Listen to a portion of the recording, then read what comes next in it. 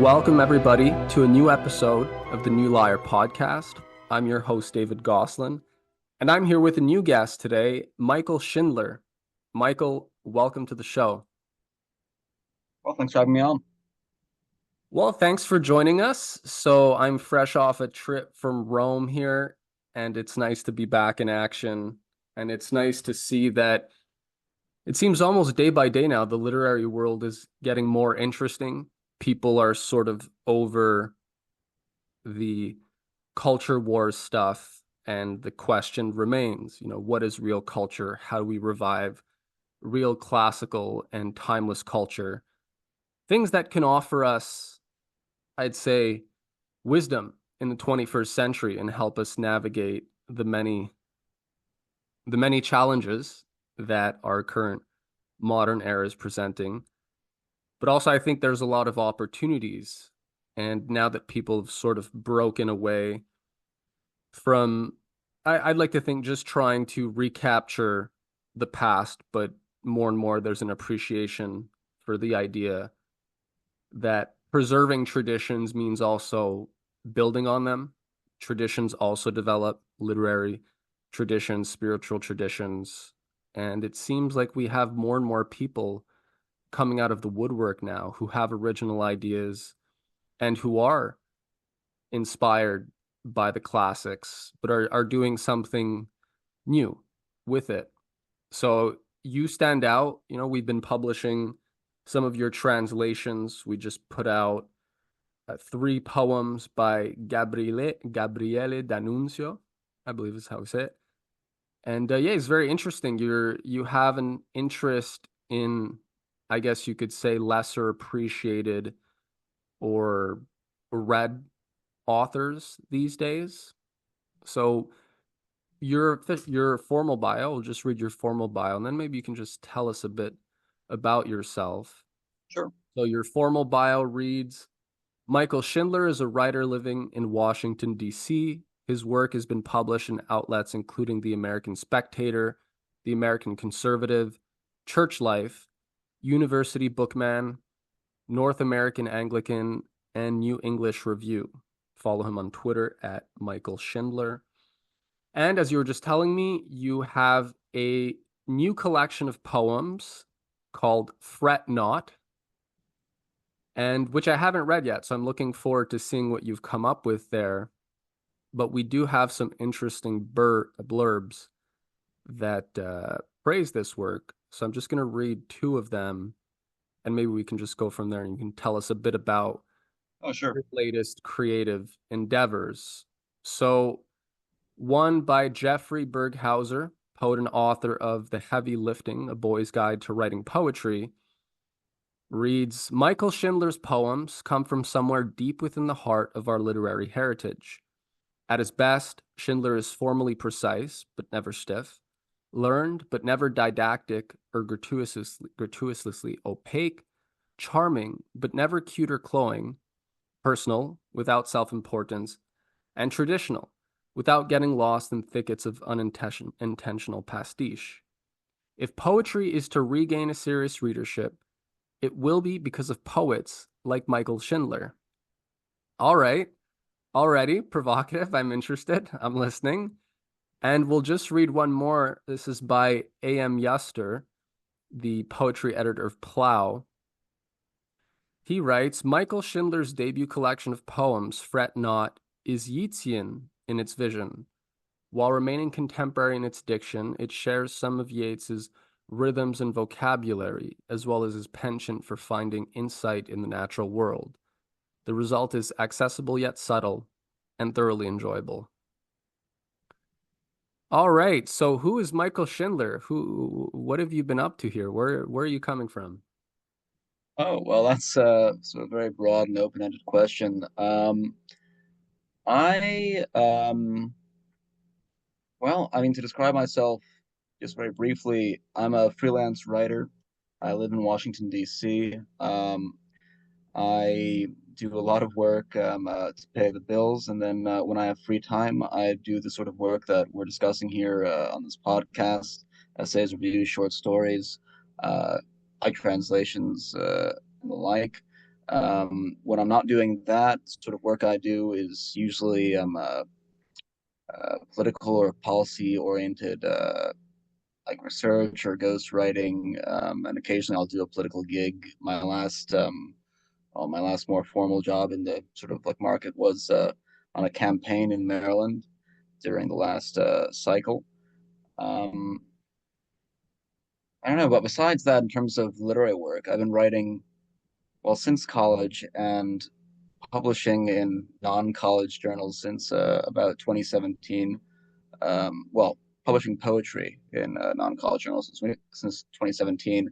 I think that my first pieces of writing were published just after graduation. I started work at the Manhattan Institute's DC office, then called Economics 21. I'm not sure if it's still around, it might be defunct, but I was just writing at that point policy oriented pieces on regulatory policy. And I think that most of my initial published like writing was on policy, usually for right of center places like the American Conservative, American Spectator, or Examiner. Though now I do mostly literary stuff under my own name. Interesting. And I always like, or I always find it interesting when you have this nice intersection between politics and poetry, right? And I mean, it can be done wrong in so many different ways. Oh, But absolutely. but at the same time, it's like if we think of a lot of the greatest writers, they were they were involved in the political workings of their age in different ways. And I think it really just comes down to, how does a poet intervene into the political happenings of a society versus a purebred politic or operator, right? Some kind of, Mhm. have the image of like an Elizabethan court and all its intrigues and stuff. But with a lot, some things never change, right? Nothing new under the sun. But yeah, so I guess so what did you study in school? Were you first interested in politics or literature? And, what came first, chicken or the egg? Oh, interestingly, neither politics nor literature. Way back in the day, like when I was in high school, I was very intent on doing something in art or design or something to that effect. And I actually discussed this in a recent Substack post called On Sketching, where I talk about sort of how I started sketching and how it had its roots in that time. But I started out sort of with a deep interest in art. Art didn't work out for me, and I ended up going to Rutgers, starting with a major in finance. And as I started studying finance, I got way more interested in the theory than the practical application, changed my major to economics. And as I started studying economics, I got way more interested in sort of general like social theory than just the quantitative like models that I was learning about, and added political science. And if I had stayed in college longer, I would have added philosophy as a major. During that time, I started a small journal with some friends. I guess that started me writing a little. And then also during college, I remember a girl I knew who invited me to some sort of poetry reading off campus at some uh, New Jersey, New Brunswick Literary Society. And I remember that she stressed, "Oh, that these are the very best readers around. These are some great poets. Like it's a real privilege and an honor to be there to read." Um, you know, and I went, and I was utterly disappointed with the poets that I heard. And I thought to myself after that first reading I attended, if this is the bar, if this is like the best that people are doing, like maybe I could write some poetry. And I decided to test it out, and I wrote some poems, and I brought them to the next meeting of this literary society, read them, and found that I was right. I mean, like they weren't good poems, I should add. Like I wasn't some sort of instant prodigy. It's just that it seemed like there was a low bar, and I was glad to get into the scene. I found something that I seemed to be good at, had a sort of knack for.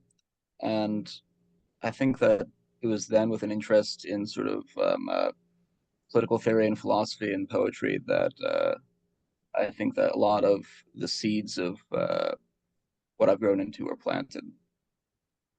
That's very interesting. And there are a few things I could say there. First off, though, because you only mentioned I didn't actually know that you had a collection of poems, Fret Not. So it would be cool to hear you read some of those poems if you like. I don't know if you have them close by or on hand, but yeah, we Oh, can sure. Like I'd love to.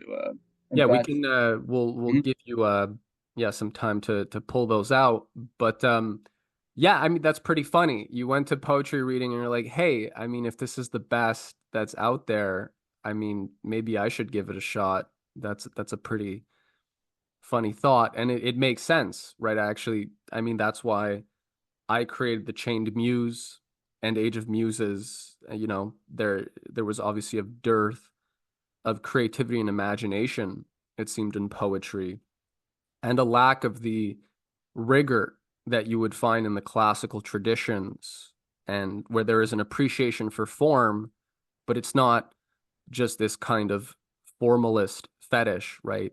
Just a sort of fetish for rules and making things rhyme like it's a mathematical formula or something, but really, you know, to have poetry that has music, right? That has genuine music and has something to say, and also has an ability to surprise and invite people to deeper introspection and reflection, which in my mind means you actually have to have thought about things and you have to have genuine ideas.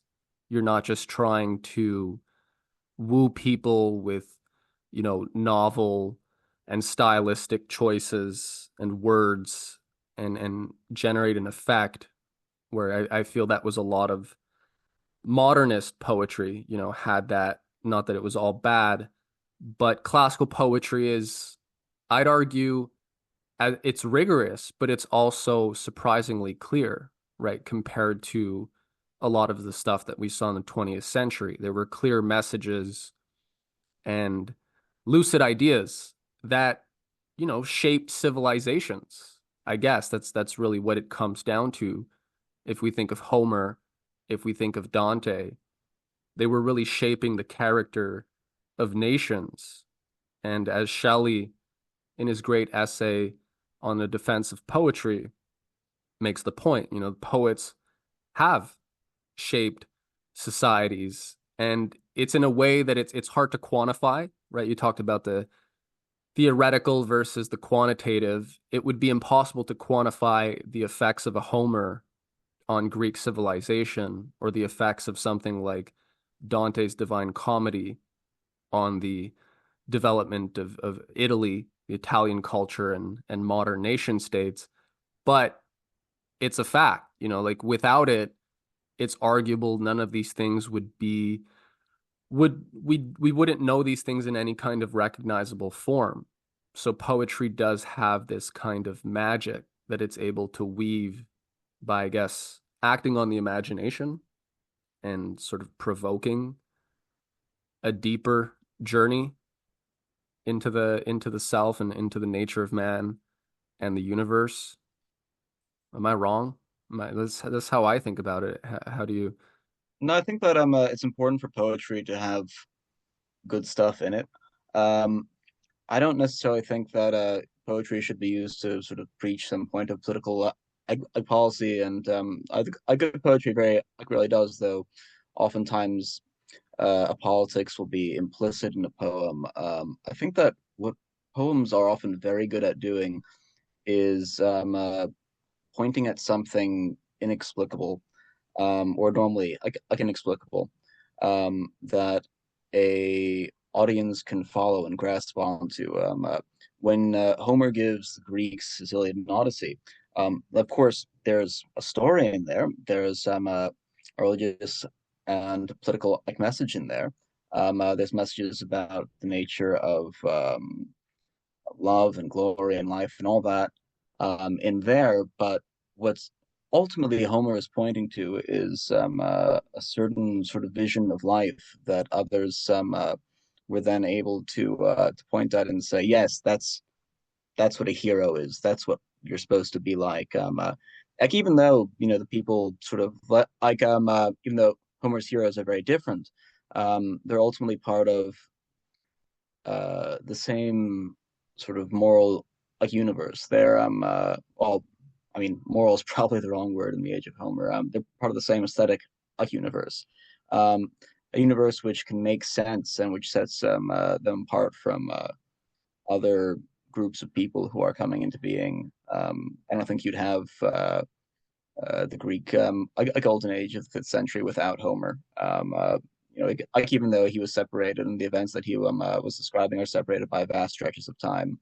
So certainly, I think that poetry does have a very important job in shaping the development of civilizations.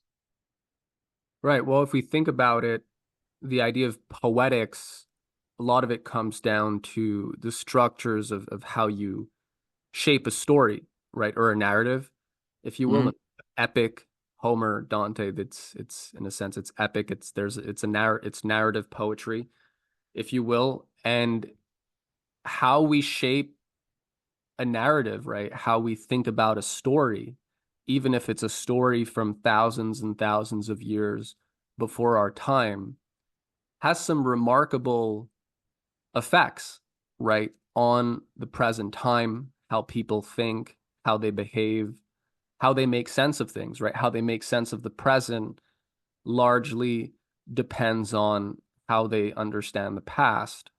And so, yeah, the poets have definitely played an important role there, I mean, to say the least. So, yeah, that's very interesting. And it's nice to hear somebody thinking about poetry in those higher at that macro level, if you will. Hmm. So yeah, maybe I mean, usually we wait a bit, but then and before people read poems, but I'm interested to hear some of your poetry, and we can also then just get you also have translations, so maybe we can look at those. Sure. Like let me just grab a copy of that question. I'll be back in a second. It's Yeah. ridiculous.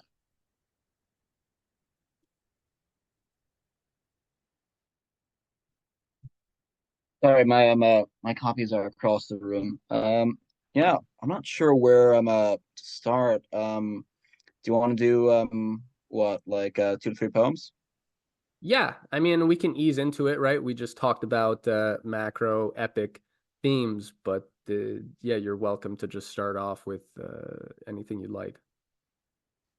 Or well, you know what? Let me start with one of the first poems in this collection, and one of the first poems I had published after college that I think I'm proud of. I wrote a lot of stuff. I think when I first started publishing that maybe I don't look on these days with the highest estimation, but um, I think that this one at least is the beginning of those poems that I wrote that I would qualify as like solid, which I'd be happy to look back, which I think I'll be happy to look back on like in 10 years time.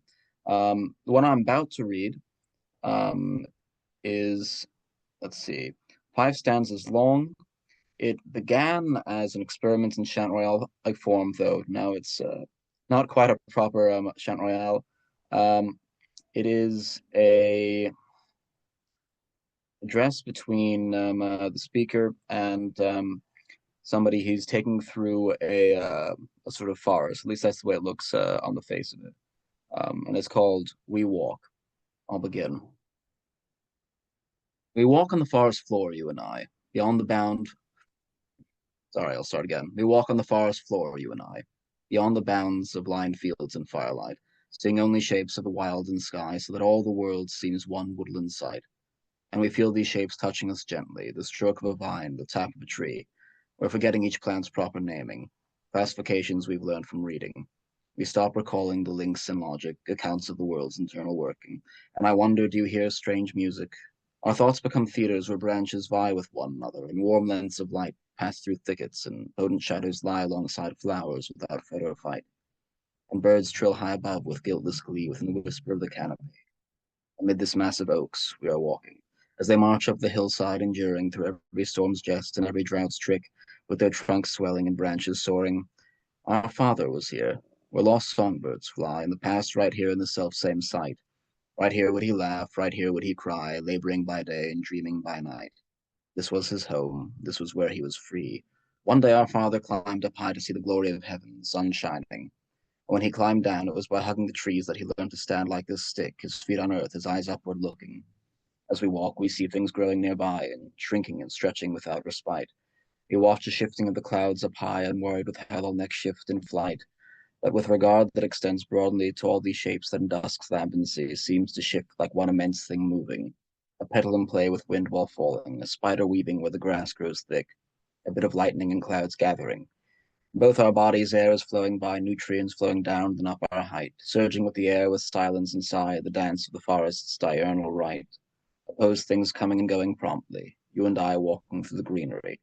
Our bodies, our minds, our thoughts are taking us deeper into the shapes of the thing. That which makes the journey true and tragic is bringing us here, where all is growing. And I wonder, do you hear strange music?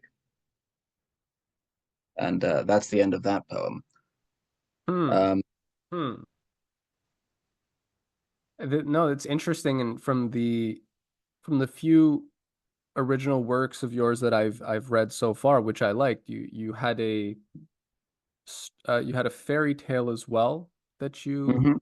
wrote, which we're going to be publishing, The Poor Boy Who Loved to Dream, which I also liked. And just to say, there's a quality of parable, right, to these poems. There's something mystical in this one, but you're telling a story that has, there's a mystery there. So I can see what you mean. It's quite interesting, and it's a poem that, yeah, I'm gonna have to read again. But yeah, what were you thinking? I mean, these are kind of lame questions, but at the same time, the questions are lame, but the answers are often interesting, which is why I insist on asking our interviewees some lame questions sometimes. What were you thinking? Would you have in mind when you were Oh, sure. like that? Well, a bunch of things. Well, I should say that when I grew up, I had the advantage of growing up next to a sort of nature reserve in Rockland County called the Mitch Miller property. Um, it was it just like I think maybe 100 or 200 acres. Actually, I'm not sure on the acre number, but a vast patch of property, um, uh, which my house at the time was at the border of.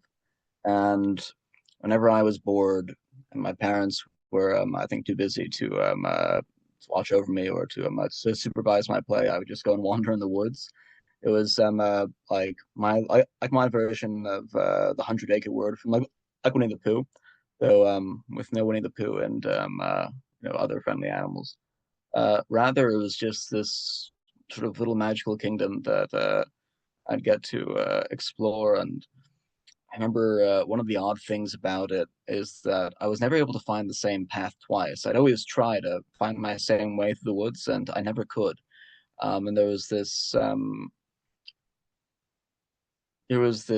aspect of my experience in it where, like, the longer I spent in the forest, and the less I kept track of time, and the less I thought about sort of the world outside, the more that the face of the forest and nature more broadly seemed to reveal itself to me until it became a sort of real and profound presence that I could take with me, like in life outside. Um, I think that I started with the idea for that poem actually not simply based on that experience, but I was reading a collection of essays by um, a phenomenologist now passed called Alfonso Lingus. I think I was writing a review of this collection for the University Bookman. And he has a passage in one of the later essays in which he describes going through a jungle of some sort with his wife. And as I was reading that passage, I thought this would make for a good poem. And sort of as I started like writing it, took on a life of its own and became sort of very different from what he was describing, and also somewhat different from like my memory. I think that often with poetry, it makes sense to directly address the reader and to join um, uh, him into like a plural, like the we. I have a few poems where I do something like that, and it just came together. This, you know, uh, this chance to try and sort of recall the music of the forest and the imagery of it, and to sort of bring the reader into that world. Mm, interesting.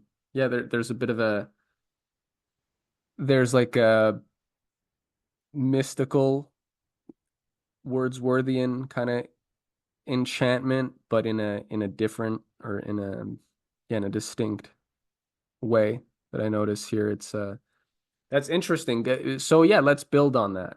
Why don't you read us a second poem here? Sure. I'll read it for the second one, a much shorter one, um, that's less narrative and that focuses on just sort of distinct images. It's called Crowds That Meet. Crowds that meet in the city square, waves that beat in the sea, clouds even that greet in the air, these things they are free. The man alone standing with the hours gone, the world's wide union has forgot. In his expression there is caught the look of dawn. That's it. Read that again. Sure. Crowds that meet in the city square, waves that beat in the sea, clouds even that greet in the air, these things they are free. But the man alone, standing where the hour is gone, whom the world's wide union has forgot, in his expression there is caught the look of dawn. Hmm. Hmm.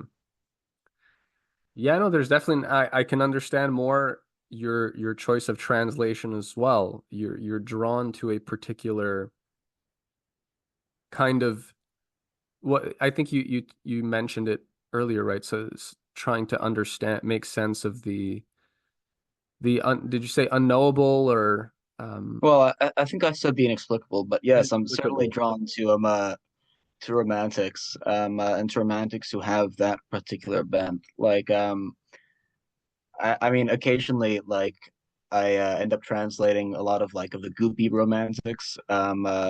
Like the poems by D'Annunzio that I'm most drawn to are, I suppose, what a lot of his fans in the United States would call like his goopiest or schlockiest poems, like the ones that focus on like starlight and daisies and like little birds flying hither and thither and dancers and stags roaming around and like moaning to the hills. Um, I mean, I don't know if that's quite a fault of romantic poetry that tends to use the same stock imagery, but I'm very much drawn to it. I'm very much drawn to the mystery and moonlight. And I hope to, when I write my own poetry, to do it in a way that is new, is not just like a restirring of old like fairy dust and glitter, but Right. yeah, there's something there that draws me definitely, and I tend to work on I poets that I feel aligned with, and I often find that in terms of translation, I usually turn to translation when I have writer's block, and like my own imagination isn't like, like working as well as I think it should. And I find that it revitalizes me. Also, it forces me to practice my technique. Right. It's one of those things that you can focus on when you're doing translation because the substance is already there. Some nice guy from 150 years ago, he's already done that for me, and his work's out of copyright, and I can just focus on rhyme and meter and nice things like that. Right. No, that's a great point. And yeah, I feel the same. Or for me, translation is really a hobby. It's something that it's like one of I start my mornings usually translating espresso and translation, and it's very soothing because it allows for a certain amount of it's a creative outlet, right? But it's also within the bounds of an existing text by a master. So it's not like you can do whatever you want. There are a lot of you have to follow all sorts of different rules, but for just that reason, trying to recreate the poem in a different language, it's a great creative outlet. And yeah, it's hard to uh, leave from it's hard to end that process and not find yourself kind of inspired or feeling more creative, which I almost feel like becomes for me a problem because then I have all these ideas and it's just everything is just spinning off various different ideas and possibilities for poems or projects, and it just never ends. So it's almost dangerous. If I spend too much time translating, I'm like burdened with notes and ideas, and I don't get anything done. The dishes just pile up, if you will. So yeah, I can definitely relate to that.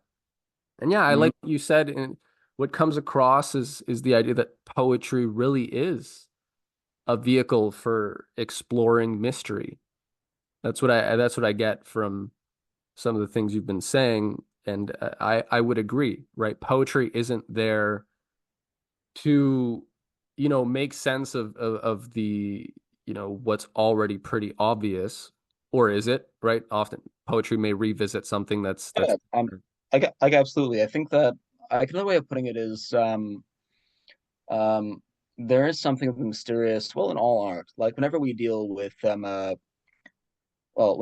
beauty, like we're dealing with something that's properly speaking outside of time, that we sort of find in time. And well, I think at some point in the deep, deep past, like humanity found out about beauty.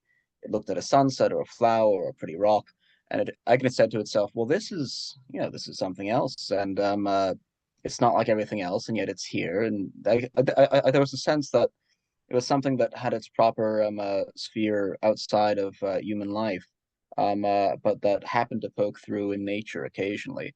Um, but then, man, I got figured out this great thing, which is that through a sort of love of this other thing of beauty, he could manifest beauty in the world. He can call out from beyond time into time, into the story of his life, the presence of beauty. And I think that most of art is essentially like a sort of magic in which man brings beauty into his life. He beckons the beloved to him to join him for a moment, and so we have in a symphony or a sonnet or like a painting you know this moment where we drag a net around the transcendental and forced to spend some time with us. Mm, beautiful. And I mean, listening to you speak, right, there's a story right there. There's a great story or fairy tale or something when you're saying a long, long time ago, man discovered beauty. He started to notice a few things, and it's almost as if, something was off or there was something more there. And, what happens when he actually decided to actively or consciously pursue that mystery, right? And try to, if you Mhm. will, catch it with nets and other means. There's definitely, yeah, arguably that is one of the important stories of mankind, of human civilization. And yeah, that's a provocative thought. And yet, yeah, it's very much true, right? It's an Oh yeah. invitation, as I like to think of it as well, right? You talked about beauty as being this mysterious thing. And yeah, I like to think of beauty as an invitation. There's a surface level, right? We notice things are organized in a particular way. There's a form which we can't necessarily, we can't grasp the full scope of what is shaping the things we're seeing, but it's there. And to try and capture that forming principle, if you will, which underlies beauty and brings order to things, but not just order in a sterile or rigid sense, but arguably it's developing things, right? It's bringing things to a higher level, and Oh yeah. I think that like when we engage with beauty, Um, yeah, am I coming through? I'm getting an error message on my side. Can you hear me? I can hear you. Yeah. All right, sorry. Maybe my connection's unstable, but I think that there is something odd that happens when we engage with beauty, when we pursue art to like a profound extent, in that it tends to have um, a political, economic, social effect. Um, I think that oftentimes we find ourselves carried away by a piece of art into a new political like paradigm, into war, out of war, into new technologies.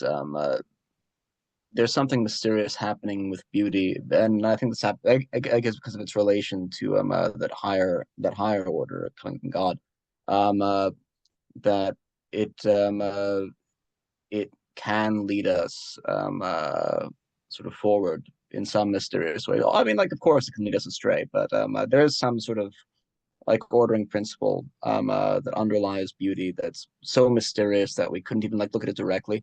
I often think of beauty as well, I think it's like the moon, in that it doesn't quite have its own light, but it's the light that we can look at. Like we couldn't look at the sun, which in this metaphor is God, because it would blind us instantly. Whereas if we have the sun reflected onto the satellite, this other thing in space that is closer to us, then we can sort of get some of that light, and it can, you know, it can illumine like the darkness of our condition. Right. Well, yeah, I'd like to think that, and history maybe is a testament to that, that beauty is a means of getting at truth indirectly, largely because truth isn't something that we can really get at directly, right? Like you said, you stare into the sun, you go blind, or yeah, if you're, in the presence of God, you might be a little more than overwhelmed, right?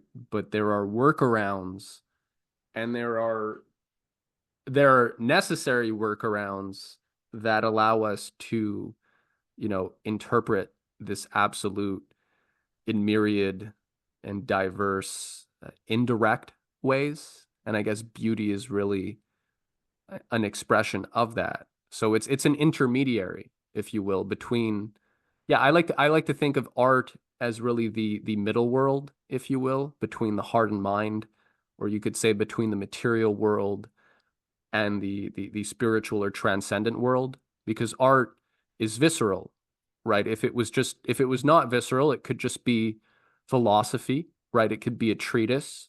But if you're going to render these things into visceral or dramatic experiences that force people to kind of live through something, you're going to need art, right? You're going to have to embody certain metaphysical principles or ideas using something, using a vehicle.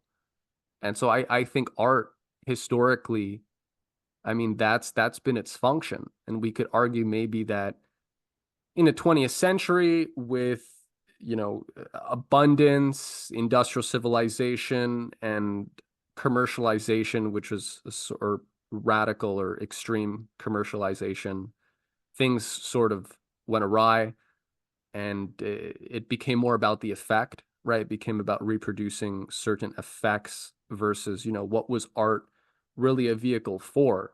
If we look back traditionally or historically at civilizations, how they were built, and the function of art, it really did have this mediating role, I think.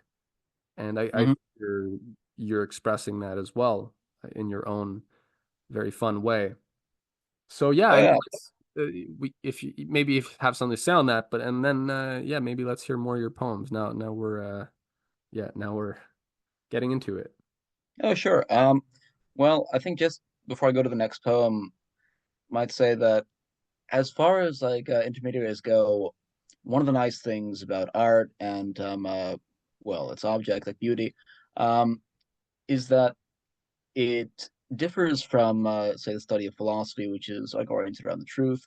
Um, uh, or sort of like religious life, where one tries to become a better person, where one sort of aims for the good, in that beauty by its nature commands our love. Like certainly, like we can love the good and we can love like the true, but beauty we can't help but love. Like you put something beautiful in front of like even an idiot or like somebody who's distracted, and they can't help but just gawk and stop. It's sort of like the grand cheat code that like the higher order invokes second order to better us in a way.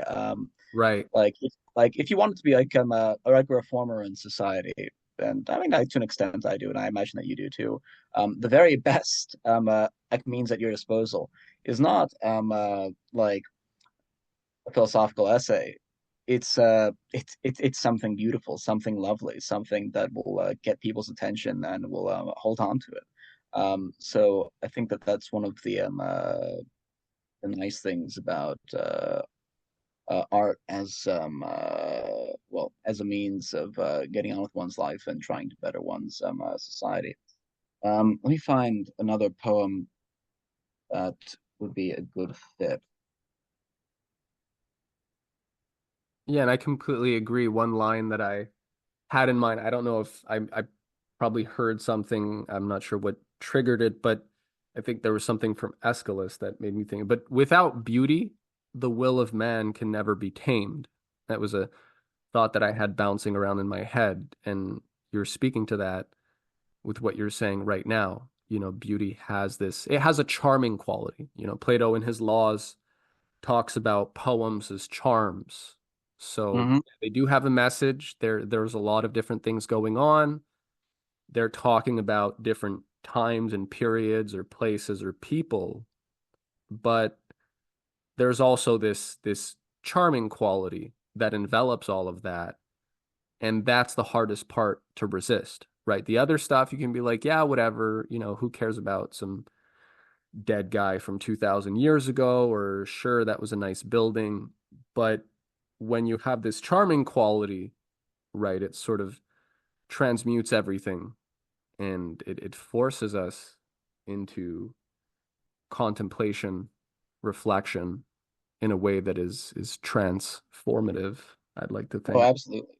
Oh, and I think I just found a poem that is, I think, far more pessimistic on this very subject, but which could be a fun contrast. Yeah. It's called A Purple, three stanzas, four lines each. A purple abandoned in the dust of an impressionist painting, a music fit for fame and fainting, wrought iron meant to rust. What, in the tones ascending, the colors cotton blending, what the metal mired in time, poems all with a pall of rhyme. Hues fade, the roar dies, genius glimmers to the grave. Beauty itself closes its eyes and sleeps a winter in its cave. That's it. Mm. I mean, I think that's actually my favorite so far, just because there's a lot of paradoxes and ironies there, right, that are just very distilled. That's read it for us again, and yeah, maybe a bit slower. It's nice. We want people to really yeah, let the words and images sink in because you're doing a good job. Absolutely. A purple abandoned in the dust of an impressionist painting, a music fit for fame and fainting, wrought iron meant to rust. What, in the tones ascending, the colors caught and blending, what, the metal mired in time, poems all. Hues fade, the roar dies, genius glimmers to the grave, beauty itself closes its eyes and sleeps a winter in its cave. Mm, Well, ladies and gentlemen, we have a timeless poem for you right there. No, that's great. That's beautiful. It's very provocative, and that's yeah, that's poetry right there. I love the ironies. The lines are things one wants to remember and can chew on for a very long time. For me, that's always the test, right?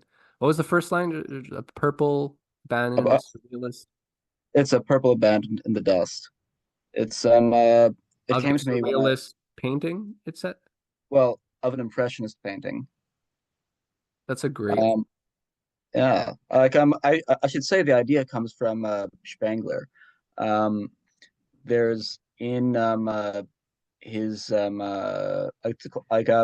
Ignition's Decline and Fall, he talks about how there will come a point um uh in time when we might still have like Rembrandt, but nobody is going to understand just what that shade of brown that pops up in Rembrandt means, that warm shadow that he tends to use over and over in his paintings, its spiritual significance for like Western exilization. I should note that I'm not a Spenglerian. I don't hold the cyclical view, but I found I found sort of that passage extremely evocative, and it sort of made its way into my head as I was writing this poem.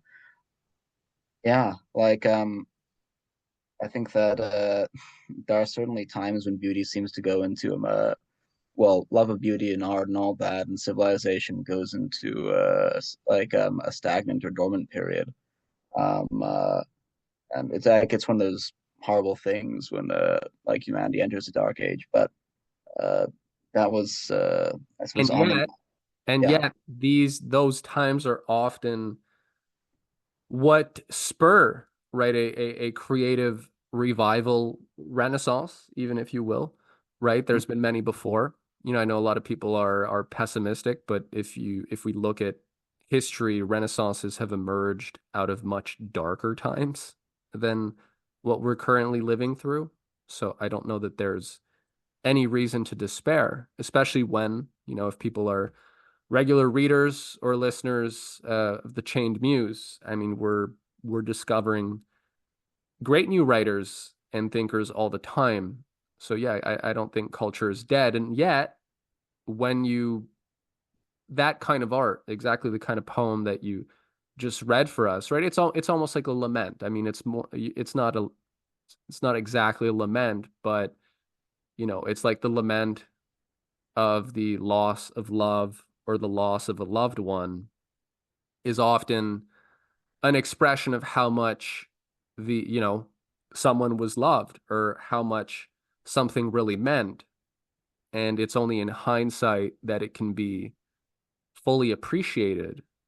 But that genre, if you will, of poetry and art, I mean, it's adjacent to the tragic as well, right? Is some of the most powerful, right? Mhm. Because it does force us to pause, right? It does have an arresting quality, which I guess great art needs, right? You need to sort of first arrest people's attention if you're going to then go anywhere, right? Go anywhere new or, forge any new path.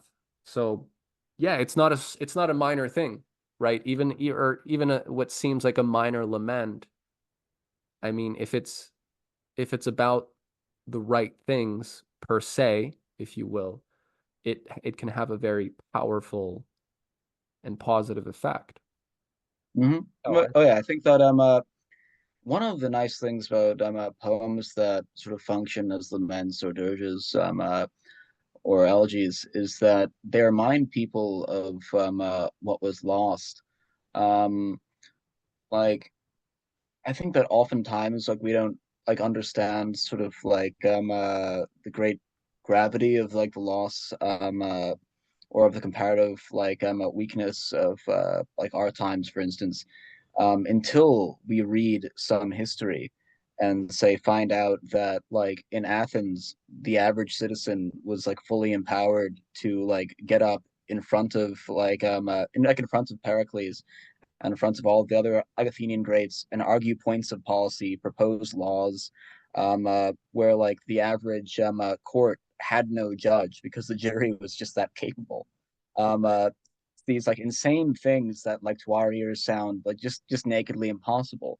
Um, uh, like when I first heard that like their justice system like was composed of courts that was like just like a giant jury of people. Um, uh, I come like my first thought was like how is that even possible? I mean I've served on juries and I I wouldn't trust any of them to justice, but it was a system that worked and that worked with people who aren't that different from us, except for and the way they live their lives.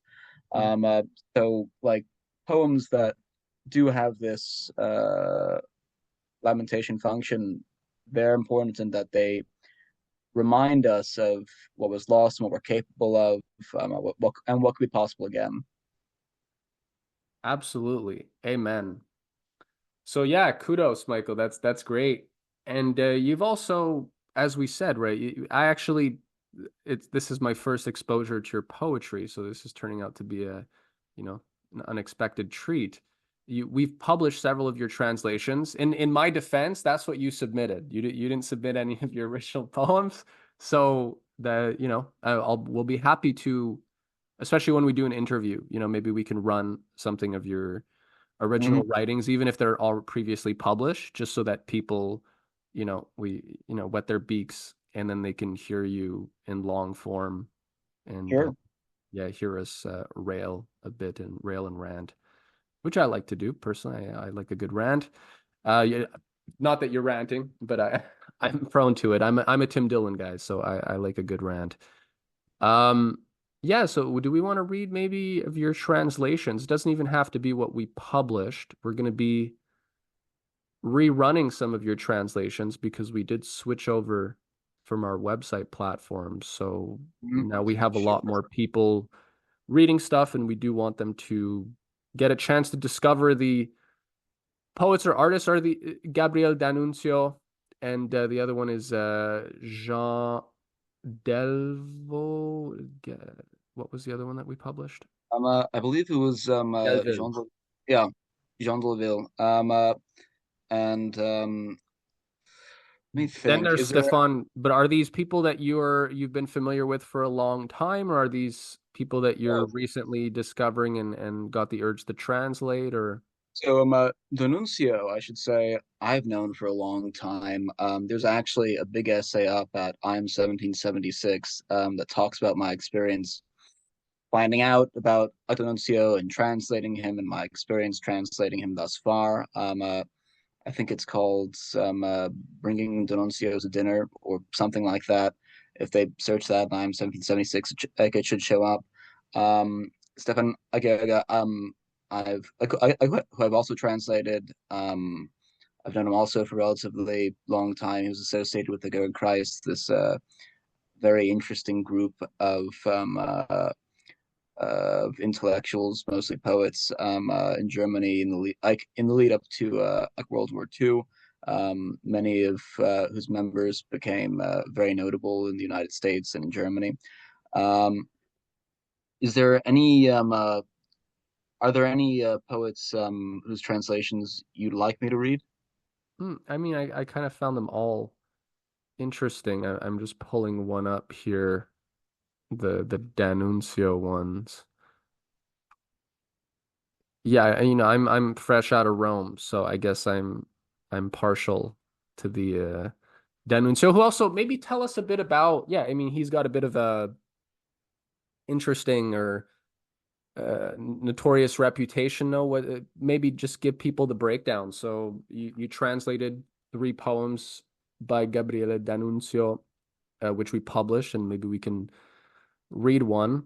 I like the stag even, but yeah, maybe tell us a bit about the poet and yeah. Yeah, sure. So he lived in Italy, and before World War One, he was basically notable as like a deeply romantic, morbid poet. He always has these beauty obsessed protagonists who commit suicide or have some horrible tragedy or fall in some sort of impossible or debaucherous love. And he's very typically Italian in his romanticism. He has a great novel called L'Innocente, and it's such an Italian premise. It's about a man, like a typical like Italian sort of like aristocratic man, who has like the usual like mistress or two, and has sort of like a very sort of open and cosmopolitan marriage, but who has the great misfortune of falling in love with his own wife. and the plot like goes from there. It's very funny. But during World War One, he became involved with a lot of Italian like irredentists and nationalists, um, essentially people who would later go on to become proto-fascists or just hard right Italian nationalists.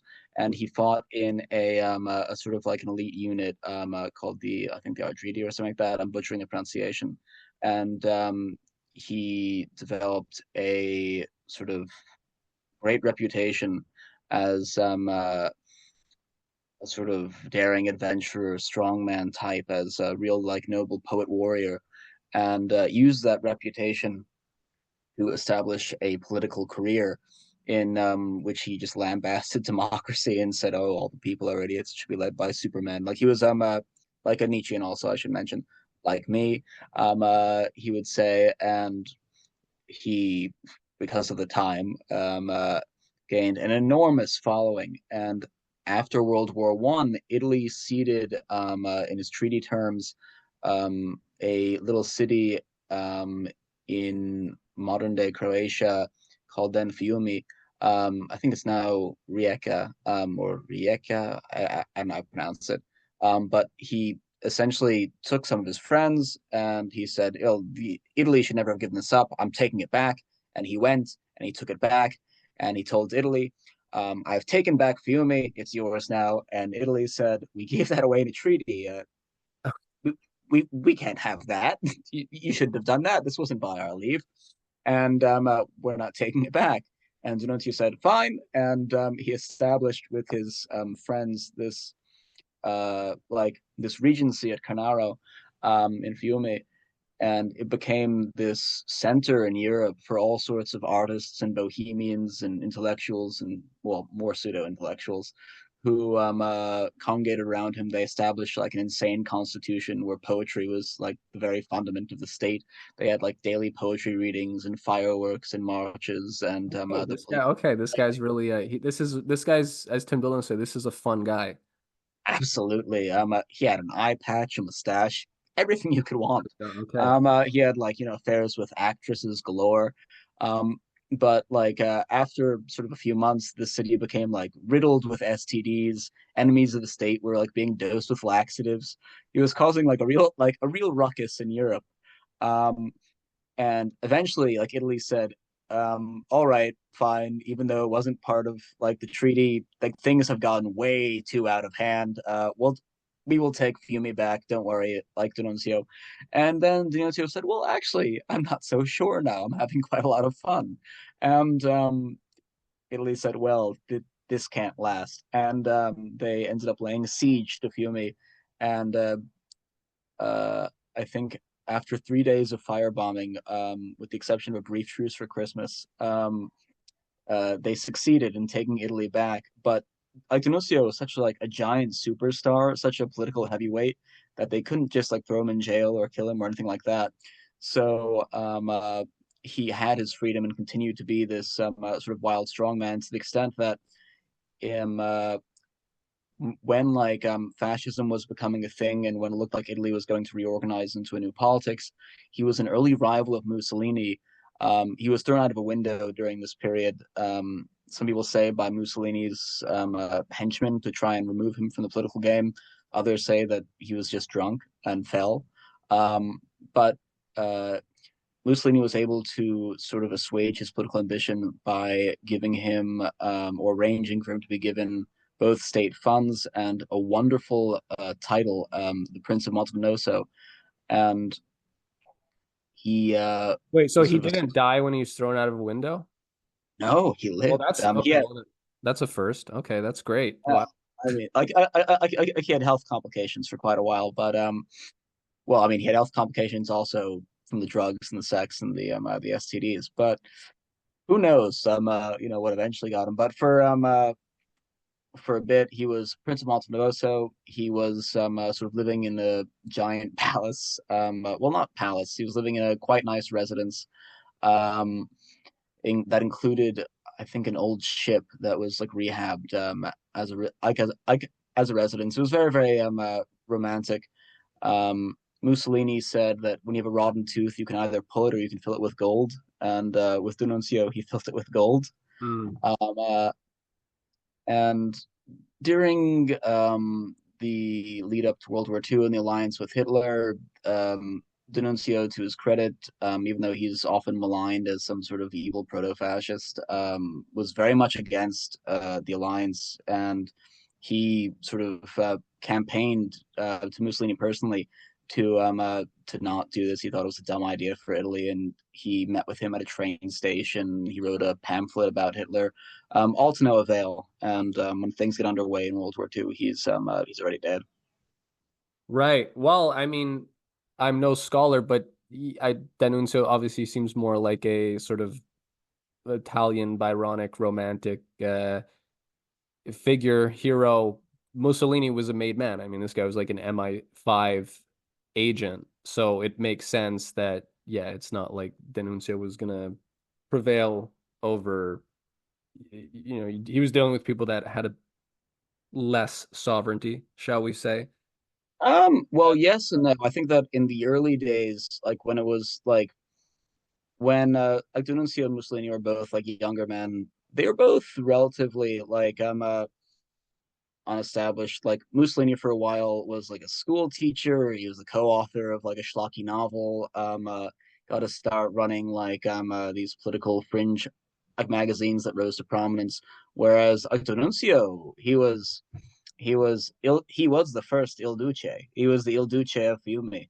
The title comes from him, and if you look at any of Hmm. the aesthetics that Mussolini later used in like Italy's state fascism, all the aesthetics, the uniforms, the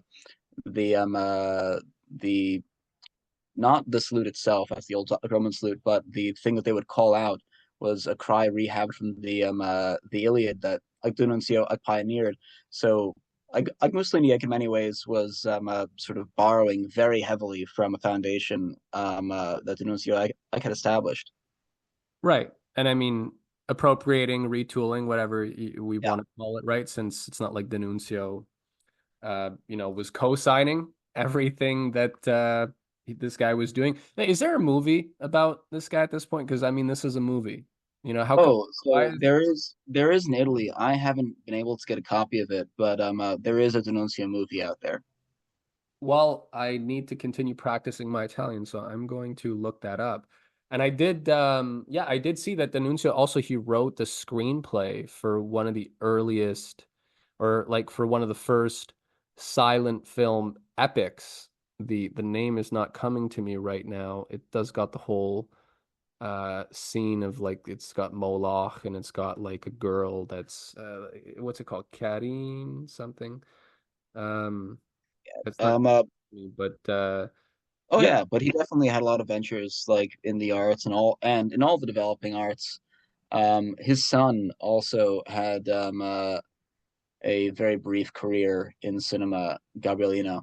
Um, I think though that he directed like a major flop, and it's sort of I pitter pattered after that. Antonuncio's son, but yeah, he was the one I'm thinking it's Cabiria. So yeah, Cabiria is in a 1914 Italian epic silent film directed by Giovanni Pastrone. The film is set in ancient Sicily, Carthage, and Cirta during the period of the Second Punic War. It follows the story of an abducted little girl, Cabiria, and features an eruption of Mount Etna, religious rituals in Carthage, the Alpine trek of Hannibal, Archimedes' defeat of the Roman fleet at the siege of Syracuse, and Scipio maneuvering in North Africa. So apparently, D'Annunzio wrote the screenplay for this, so that's pretty wild. oh Um, yeah. check this Um, out. uh, But so yeah, he's really a pioneer, all the more. So yeah, the fact that you were taken, by these poems and want to translate them, yeah, very fascinating. oh yeah, I think that I first found him through I was listening to I think a setting of one of his poems by Arvina Respighi. Um, I think it was in Von Pregi. Uh, and when I heard it, I was like, oh, there's definitely something here. This isn't just romantic schlock. I mean, the first two like stanzas are, but the last stanza, oh, that there was no schlock at all. It was the essential stuff. It was that sort of thing that you hunger after. When you're looking for good poetry, it's the sort of thing that pops up like in William Blake, and you just can't get enough of. Mm. When I heard that, I was hooked. So you heard what? When I heard that arrangement of In Bon Preggy. Fascinating, fascinating. No, so we're gonna make a fun post here. We'll leave some additional links for people so they can follow up. So yeah, okay, let's read at least one of these translations here that we've. Sure. Is there one that you'd like me to, to do? The stag is cool. It's longer. You choose. You choose. Oh well, we can do the stag. Okay. Sure. Do you Easy want mind. me to? Do you want a break, or we'll let you read Oh it? no, it's fine. I'm just finding it. Yep, found it. The stag. Do you not hear the dark roar drifting through the sweep of the Sergio? The black-hoofed stag separates from the herd, from the females, and slips off to the wild. Soon he will sleep upon a green bed, bowered in thick brush, snuffling off from his frizzy snout a breath with a violence, with a slight whiff of mint. The tracks he leaves below have an odd look, you know, like a pure-blooded heart leaping. Following that form, he stamps the fat earth and the stamped clods of dirt that he lifts up with each of his hooves, he then lets drop down. Well, this, what's called the Great Seal, the wary hunter finds legible, reading therein certain signs, and his judgment never fails. O blessed one, who a great head of blood, who a head, who a head of great blood pursues upon the setting of the stars, and kills upon the rising of the sun, and who sees the shudder of the vast corpse being bit by dogs, and the high antlers of its brow rattle at end of quarrel, but in vain, we hear the dark roar as we rest in between the river reeds. You will not slip in the Sergio to swim to chase his trail, O Derby, and the brisk river will not line the lineaments of your legs in your merciless laughter, the fierce writhing of your flesh in the cold. We're unarmed and enwrapped in your beauty. Stoop low and discover how our hearts roar, farther than even the roar of the stag with the primordial passion for prey. Now he wends from the herd into the wild. Perhaps he's of famed loins from many lines. He no longer knocks with his new antlers the bark. Already his crown has grown hard, and his neck has become dark and bearded, and soon will be all swollen with many a roar. At nightfall we will hear his long moaning, and will make out his bull's voice. The rising ululation of his lusts will mark in the silences of the moon. Hmm, that's cool. That's badass. Fascinating. Yeah, and very, of course, romantic, dreamy, and yeah, the stag. That's it's a theme that inspires all sorts of, I think of Shakespeare. I believe Shakespeare's first poem was Venus and Adonis, right? Which is about Adonis getting killed by a stag or a boar. Are they different? I guess they're different. Uh, well, stag and like or boar, you said? Yeah, like I mean, Adonis is gored by a boar. So Uh, a boar would be different. Boar is a sort of like pig type thing. and the stag is. A stag is more like a deer. It's like a Oh, big mare that hasn't been castrated. oh, okay. It's a stag. Okay. No, I was thinking it's a boar. Okay, it's stag. I learned something. Doe, a deer, stag, another Yeah. kind. Um, okay, no, that's very cool. I sh and I like the genre picture. It's cool. Mhm. It's a bit of a yeah, it's not trying to do too much here, right? It's just presenting it's quadretto di genere. So it's a little Mhm. painting, right? Mhm. Now let's hear it. Oh, sure. Just a second. The evening's mild.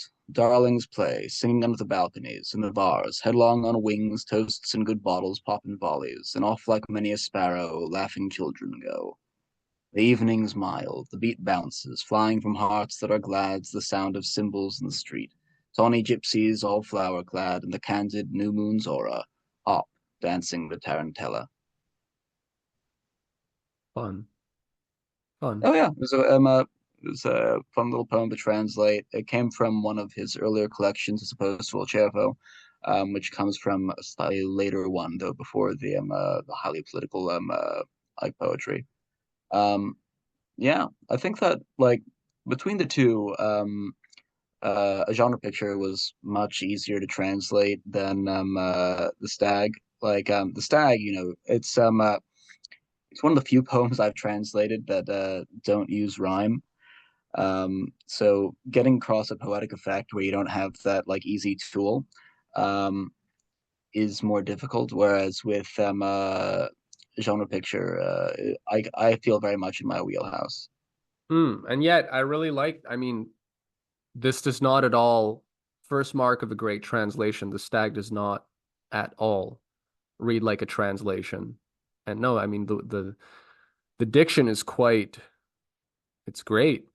And in a sense, I believe it was Keats who said, blank verse actually is more challenging, he argued, than rhyming poetry because you really don't have anything to key off of, right? Like the language really has to become alive and really stand on its own.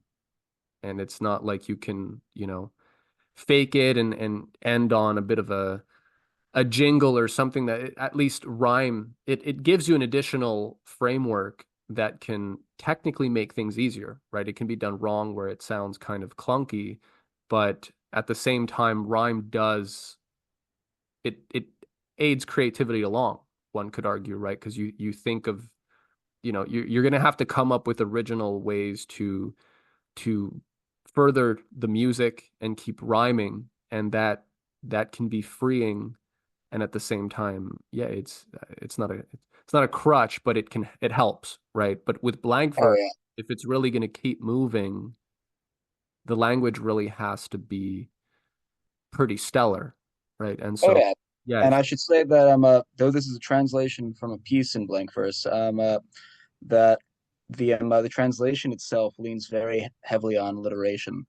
Um, uh, the three-lettered high points per line. So if you read carefully, you'll find that English device. Though I tried to do it in such a way that it didn't seem like as absolutely obvious as say like alliterated like it's from like the Norse sagas. But hmm, I did on like alliteration when translating that. hmm.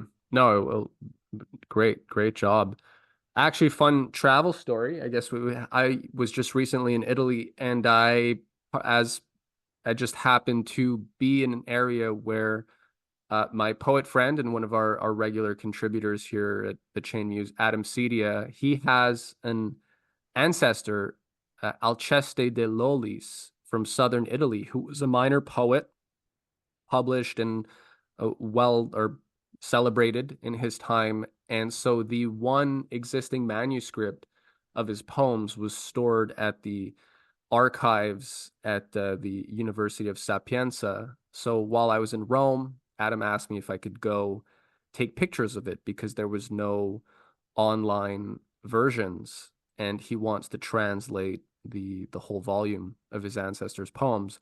So I went to the Italian archives and, just explained, and I told them I came all the way here from Montreal, Canada, so they have to let me look at this. Hmm. But yeah, it was just simple. You get your like library card and given your passport, and they keep that. You go in a room. I took pictures of the whole thing, and yeah, it was just funny because the archivist there, you wouldn't think, it's just a stuffy archive, but the guy ended up being some super eclectic Italian conspiracy theorist. And I don't even know he just asked me what I thought about, right? He brought up like, what do you think about Trump wanting to take over Canada?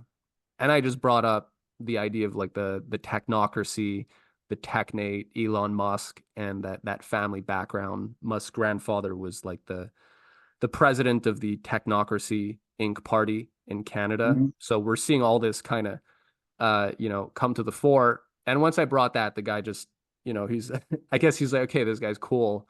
So he just went off and he was telling me about this yeah, because we talked about I talked about what I was writing on Neoplatonism and Gnosticism, and then he said, "Have you ever heard of the movie The Holy Mountain by Huh. Alejandro Jodorowsky?" And I was Hmm. like, "No, have you ever heard of that movie?" I have, yeah. Oh, Oh, you have. oh, it's like there's an international like language of references for eclectics. Yeah. Okay, so yeah, I didn't. So I was like, "No," and he was like, "Yeah." He said that it was about.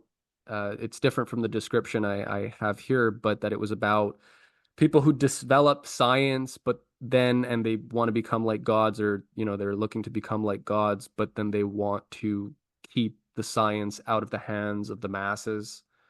And yeah, so that was triggered by my technocracy reference, and I was just like, boy, here I was thinking I was just gonna go take some pictures, and some stuffy librarian was just gonna silently guide me through a hallway, and the guy just starts railing. Funny dude, hilarious. So yeah, that's Oh my yeah. that's my Oh little no, travel that's story. great. Oh yeah, I look forward to Adam's translation. That sounds like it's gonna be cool. Yeah, hey, when in Rome, right? So Mhm. Absolutely. Yeah. and so maybe, I mean, we can I don't want to keep you here too long, but I do want to hear at least let's hear at least one more of your own poems. Any other, we also Yeah. published Jean Delville. Do you know about this guy, or is this just something who like So level of poetry, or have you familiarized yourself with like who is this guy that and why were you? or he's a Belgian like a symbolist, painter, poet, theosophist, philosopher in his own right. Like I don't know as much about him as I do D'Annunzio, but I remember running across, I think, a stanza from one of his poems, just excerpted like somewhere, and I remember like reading the stanza and thinking to myself, "Well, this is quite good." I wonder that I've never heard of this guy, and I looked into him and I saw some of his paintings. And I mean, just from like an aesthetic standpoint, like his early salon paintings, which are like the highly chromatic, sensuous, and often like homoerotic, like, like paintings of classical subjects, interested me. But then also he had this like later development where he simplified his style dramatically, um, and the paintings that he put out during this later period look suspiciously like when you see those like conspiracy theorist type people who thinks that we're like being visited by like Nazi aliens or like stuff like Right. that, where it's like absolutely like whacked out stuff. Like Yeah. it looks a lot like what they draw. Like when I see his like later paintings, it looks like there's like a conspiracy theory type thing called or that you can reference with like Ashtar Galactic Command. Okay. They think that like there's like this benevolent race of like blonde super beings who are trying to guide humanity towards like peace or something. Like they Yeah. have these Yeah. strange tall blondes in Star Trek outfits, and the painting style that I see like in those pictures looks weirdly like what Delville was putting out towards the end of his career, and I just became sort of fascinated with this guy and found two poems that I thought I was able to translate decently. And I think it was Supreme Attention, The Dark Star, and yeah, I remember like submitting those to you, and I'm glad they're published. Yeah, no, very, very interesting.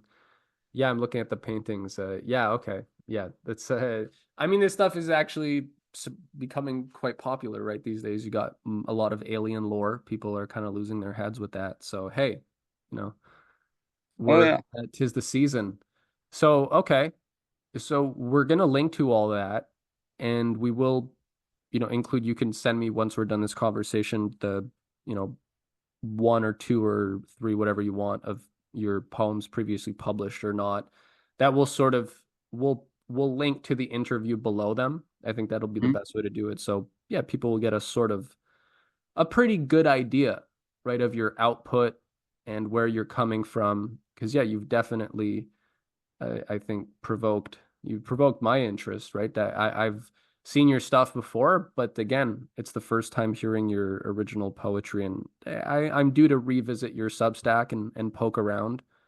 The one thing about our days, again, I think there are some very positive developments, and we're kind of like in the Wild West of the information age, which is a double-edged sword, right? Because you have a lot of interesting and independent content creators. You have a lot of people doing their own thing in a way that is arguably unprecedented, right? People just didn't have the means before. But it's also hard to find good stuff as a result because everything is so saturated. So yeah, you have a very interesting Substack, which, I invite everybody to check out. But yeah, I'm we glad do to hear. revisit these things every now and then. And it's hard to just keep tabs, right, of everything out there. So that's also why I like talking to other folks and just, getting a reading on what they're interested in because it's literally impossible, right, to keep track of everything. And it's like you need a whole network, right, of scouts and which is, I guess, the whole point, right? That's why I want to have a dialogue where everyone can kind of come together, trade notes, and plug whatever they think is noteworthy. Oh, yeah, I'm glad to hear. Certainly I'm hoping to be more active on Substack. It seems like a very interesting new platform in terms of like what it does with writers and their audiences. And in my last sort of posts on the platform, I've been exercising a freer hand in writing than I might otherwise were I writing for a like a normal a publication. I'm more inclined to bring in like personal reflections and memory than I would where I just somewhere else and focusing on a subject with the assumption that the audience doesn't care about me personally. Right, Um, and right. also I can I can have a freer hand in terms of what subjects I choose. I think that in the last essay, I talked about sort of just sensitive young men, and like the internet meme that attends that category, like a person, and the last one before that talked about um, sort of sketching at length and how I think sketching differs from, say, the production of art, like of art proper, and how there's something in like the aesthetic act of reflection that has its own merit on par or perhaps even in the sense prior to like creativity. That I can reference to Tolkien's notion of subcreation. So I've been having a lot of fun with the platform and hope that like listeners will check it out. Fascinating. Yeah, no, definitely. At In Arcadia We Go is the name Yeah. of your Substack. Oh yeah, that's a oh it's like do you get the joke? No. Ah. The Um joke? Do you mean of the because I think the painting, and I was just looking at literally one of those at In Arcadia We Go paintings when I was at mhm, the gallery. And it's mhm. like, oh, okay, so death's also there. Because the painting I had seen, I did not get it. So no, go on. Oh, sure. So, you know the famous painting by Poussin, like, where it's a sort of in an Arcadian field. There are some figures crowded around a grave. On the grave is written "Et in Arcadia ego," Yeah. even in Arcadia I. If it was proper Latin, it should Oh, read "Et in Arcadia ego sum." But it's I the just idea of got okay. Yeah, I was not even. Yeah, it's true. It does not. The original is not we go because that's not oh, Latin, right? not quite. But if you know, the idea is that not only is death in Arcadia, but like we go there too. Like you know, we go on this sort of vast campaign in the hinterland of fantasy. Right. That's That's inevitably doomed in its own way. It's a you know a very sort of recherche little joke, and ah, yeah. that's funny. I enjoyed. Okay, no, that's great. Okay, so yeah, people have a lot to discover, and that's what's fun about everything that we're doing. Is it's a lot of it is discovery at this point. There are a lot of independent creator. I don't want to say content creators, God help us, but there's a lot of interesting and good stuff. So I'm an optimist, which always I think tends to throw people off. But I think the hard facts, I mean, the evidence is there if people will only look. And arguably, we're maybe at the beginning of something new. But I do feel like more and more people are sort of beginning to carve their own paths. So that's exciting. And our outlet is dedicated to giving a platform to such people. So it's great, Michael. And why don't you take us away with a final poem of yours? Sure. Let me just pull it up. I will go with um, A Great Ox. It's a very short poem, don't worry. A great ox like a hill in a barren field, standing black against the dawn, with body once broken, now healed, with silver mented horns and brawn.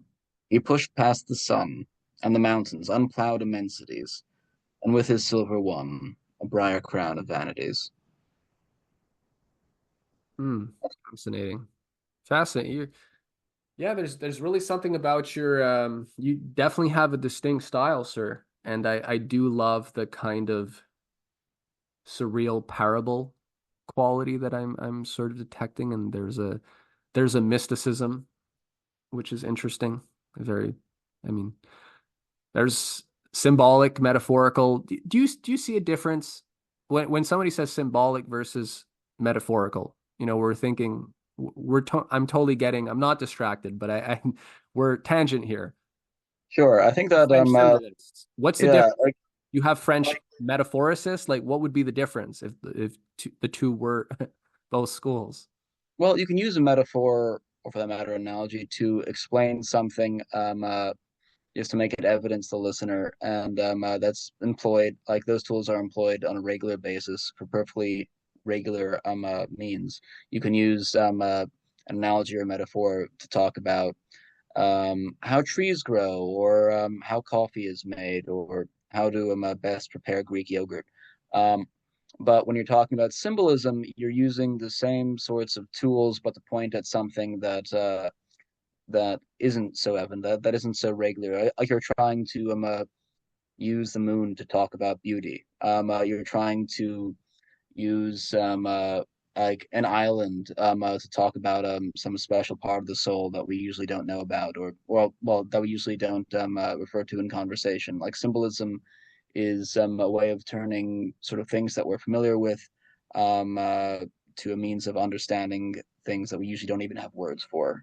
Um, and Hmm. I think that's one way of putting it, and I'm probably just butchering like the whole idea, but that's um uh, that's one quick gloss. No, but that's a nice, thoughtful note to end on, actually, I think. So we can let people ponder that. And Hmm. so would you say though in your poetry you lean based on your definition, I'd say then you lean towards symbolism a fair bit. Oh yeah, yeah, that's Yeah. fair. That's it's very distinct. It's very interesting. Well, Michael, thank you for joining us. And I think people are going to be having some fun looking into your stuff. And I look forward to running a few of your poems so people can have text and follow along. Thank you for joining us. Well, thank you, David. It was a pleasure. We'll be back again next week with a new show.